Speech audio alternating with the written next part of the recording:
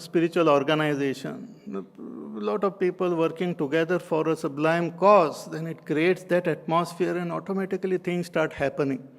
Even then, without much of your effort, things start happening, things start moving. So that is called rain. Even in a house, if all the householders, each and every member of the house, if they dedicate their action for the welfare of the house, it will create that atmosphere. Whatever you do, it will be good for the house, good for the family. Similarly, in a society also, we can create that atmosphere. When our country is in trouble and all, at times people come together. I heard that during Lal Bahadur Shastriji's time, country was in trouble and there was lack of enough food grains and all. So he declared that I will fast one day of the week, so that much food will be saved and more people will benefit from it. And it became so inspiring that many people, they offered to follow his footsteps. And it helped the entire country. It created that atmosphere. That atmosphere which is created, which helps the growth of that type of food material, is called the rain. We see it. Even in the film industry or let us say fashion industry, some places suddenly that growth and all. So whatever that fellow, even by mistake, he just comes out of his room wearing some towel or something, that becomes a fashion. Then anything becomes fashion. He wakes up in the morning and finds his hair being, eaten by the mouse or something, but he walks out and people see it and they think it is the latest fashion. So they also go cut and everything becomes this. So an atmosphere is created for food. Food, everyone requires food. But and through food we grow. Through food we evolve. We understand the food for our body, but we require food for our mind also. We require food for our intellect also. And by giving appropriate food for this, our body, mind, intellect, we grow. We require spiritual food. Many times we don't understand the value of spiritual food. Those who understand that they go in search of this food. Wherever it is found, they go. There are people coming from various parts of the world also. Sometimes they come, they hear that in India a lot of spiritual food is available. So they come. But many times get misguided and all. So they'll end up here, there, in Varanasi, in Haridwar, Rishikesh, sometimes in Kumbh Mela. Half of them you will see coming from various parts of the world. Why? In search of food. And why they are coming here? They know that it is available here because it rains here. It rains spirituality here. So they come here.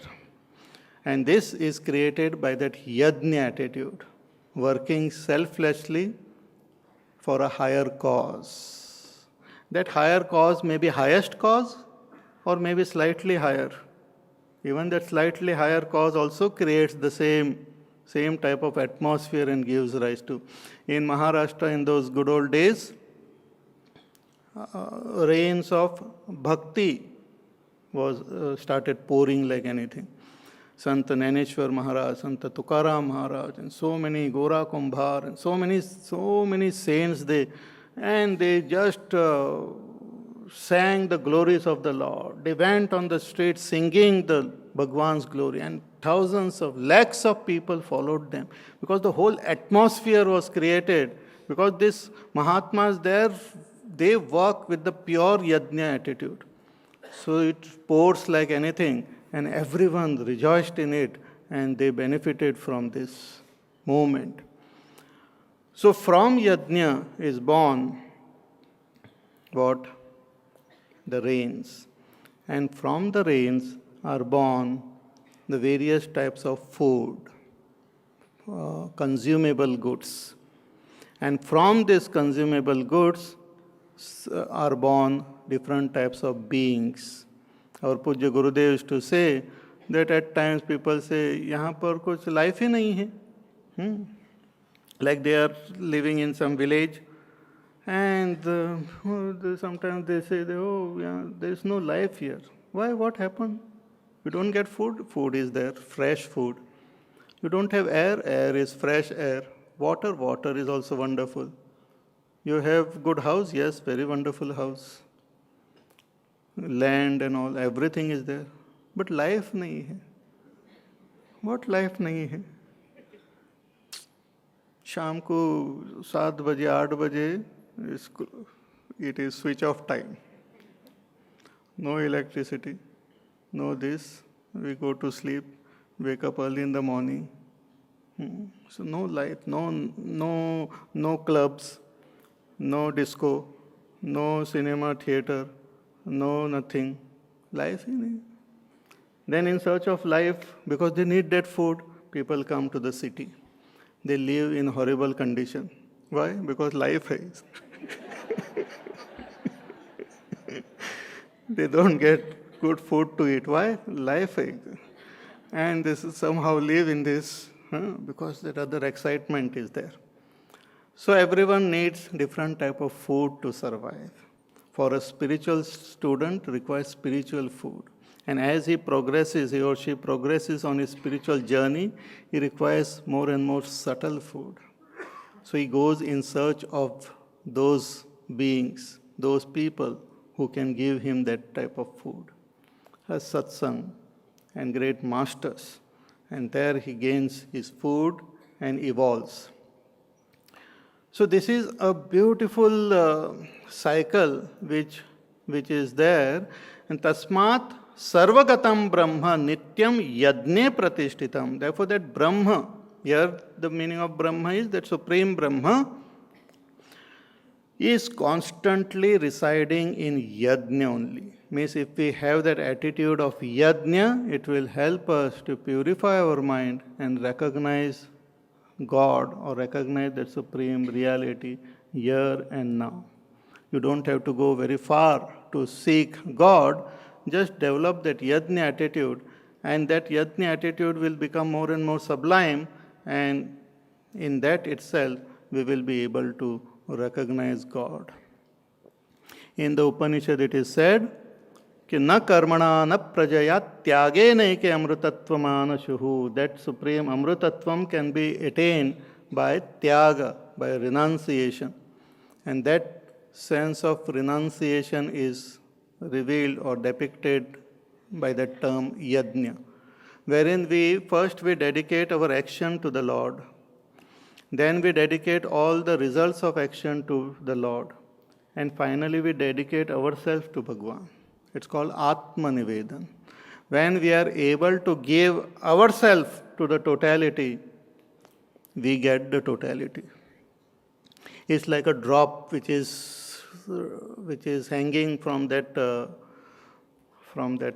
leaf, and the lake is there, but the drop is trying to prevent itself from falling down. But when the drop falls down into the lake, becomes one with the lake, the drop becomes the lake. Okay? But as long as it holds on to its own little identity, it remains a little drop. Similarly, our little ego has to be dedicated to the totality. When it is dedicated to the totality, it becomes one with the total. And that is what we learn from this attitude of yajna. So tasmat, therefore, sarvagatam brahma, this all-pervading Brahma, nityam, constantly at all times, yajne pratishtitam, is established in yajna. So when we follow this path of yajna, we will be able to recognize our own true self as Brahma. So in this beautiful way, Bhagwan is telling us the importance of yajna. So very systematic. If you go and check the entire the way it is revealed. So Bhagwan said that all yajnas, all karmas except karmas perform with yajna attitude, all other karmas bind us. Yajnarthat karmanonyatra lokoyam karma bandhanaha. We should follow the path of yajna because the whole world is made like that by the Creator. And it is set in motion also by this yajna attitude. So we should continue tuning ourselves with this world and becoming ultimately free from this bondage of the world. Now this is said in the next verse. Evam pravartitam chakram nanuvartayati hayah aghayurindriya ramaha mogham partha sajivati. Evam pravartitam chakram. This chakram, this chakra, this cycle which starts from that supreme reality and the creator and the karma and yajna, parjanya and anna and bhutani, this cycle which is dependent on yajna, Bhagavan says one should keep on tuning oneself with this cycle. Living in harmony with nature, this is called. Living in tune with nature. When we live in tune with nature, we can transcend this nature. But if we are living against the grains of nature, then we get stuck to nature. So when our mind, our intellect, our body, everything gets tuned with nature, our life also will move in more smooth way, more spontaneously. A person who identifies with this nature and functions in this world with this yajna attitude will not feel the strain of karma, will not feel the strain and tension of living. Everything starts happening more and more spontaneously because we are living in tune with nature, with the laws of nature. So, evam pravartitam chakram, this chakra which I have started, Bhagavan as the creator, he is speaking here, that this chakra which is running, one should try to tune and continue this chakra.